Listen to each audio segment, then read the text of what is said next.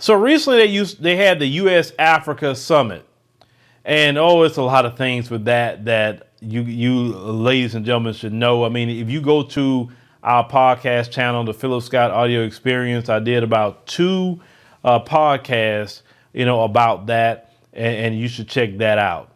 I'm actually going to follow it up probably with something else that's very important related to that summit. But the video that we're going to show you is that there is Secretary of State Anthony Blinken, and he's signing a memorandum of understanding with Zambia and DR Congo, because they want to push all this electric cars. Well, America don't have the cobalt to do anything with electric car to make these batteries. Well, who has all the cobalt? The Congo, Zambia, places like that.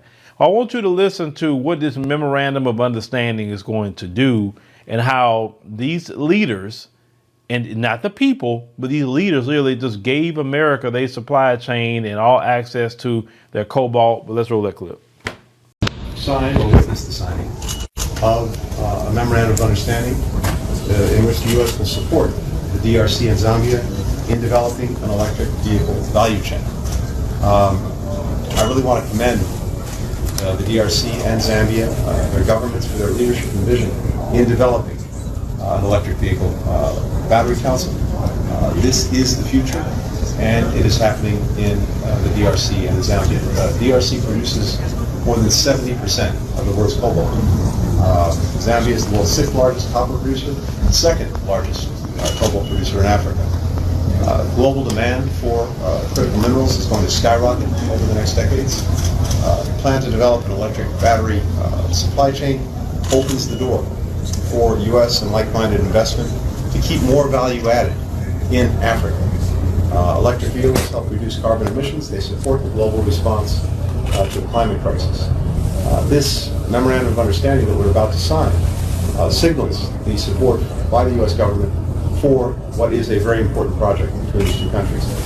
Different government agencies, USAID, Commerce, the Trade and Development Agency, are exploring technical assistance for the EV supply chain. Our Exim Bank, the Development Finance Corporation, will be exploring financing and support mechanisms for investment in African electric vehicle value chains. So this is, I think, an important moment to take note of a truly important initiative for the future, not only of the DRC and Zambia, not only for Africa, but potentially for the world, as more than anything, we're together in combating the climate crisis, together in developing new renewable sources of energy, together also in building out economies for the future. This is a part of it. So it's an honor to be with my colleagues, to be able to sign, and it's an honor to have the presidents here to witness the signature. So with that.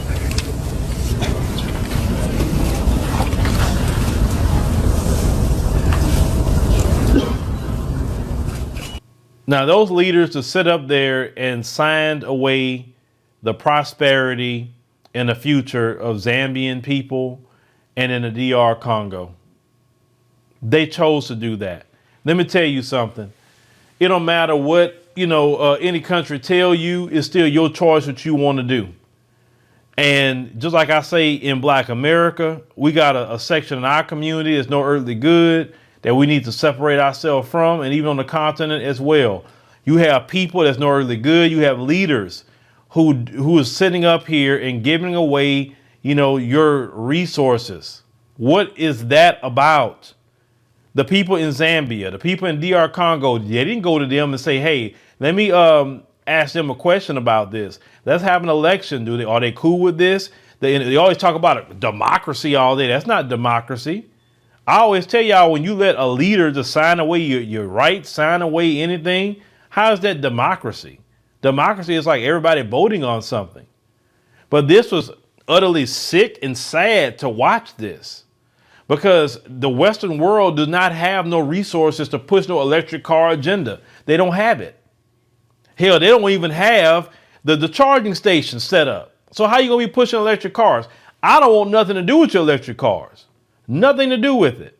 You got this big winter storm, Arctic blast coming, and anybody that knows about batteries, even regular car batteries, right? If your battery is not right, what happens? The cold weather messes your stuff up.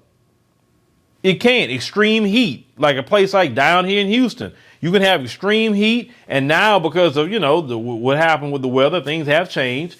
Then you have extreme cold that's happening. Things that used to happen, a long time ago. Because usually our low temperatures maybe in the 50s, 40s, 50s, but now you're getting way down, under the 20s at times. But they signed away the wealth and prosperity of the people of those countries. This is why my message is always to Gen X, to millennials, and Gen Z. I've said that's my focus completely. I love all my people, of course, but my main focus of who I'm trying to reach is those generations. Why? Because those generations, I can kind of help, show some things and they can change. Some of these old, and think about it, all these leaders are not in that age group, what I'm talking about. The Gen X, millennials, Gen Z. They're not in that group. All these leaders that's over there, that's doing these things, are part of that older baby boomer crowd. The majority of them. And that crowd right there do not want to give up power. That crowd do not want to bring in the younger brothers and sisters in. They don't want to do it. Whether here in America, over there in the continent, all over the world, that generation right there, they do not want any kind of change. Have y'all noticed that? They rather die in office than have younger people come in. This is all over the world with that particular generation. But that was very sad to watch. Very, very sad to watch.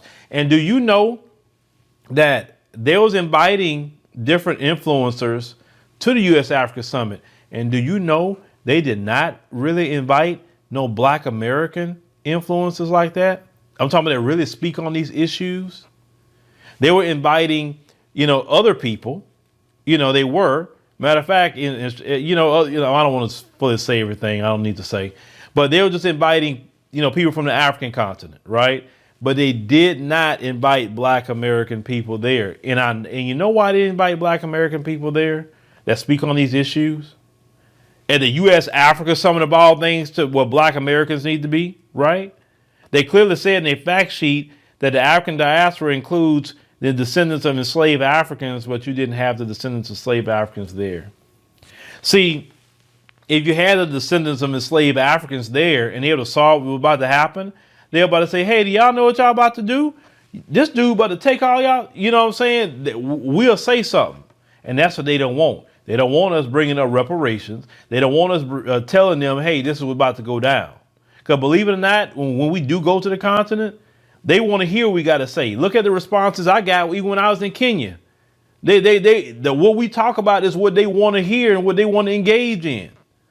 And they know that. The Biden administration know that. That's why I say, oh, no, keep them away. We do not want them at the U.S. Africa Summit. But you know what?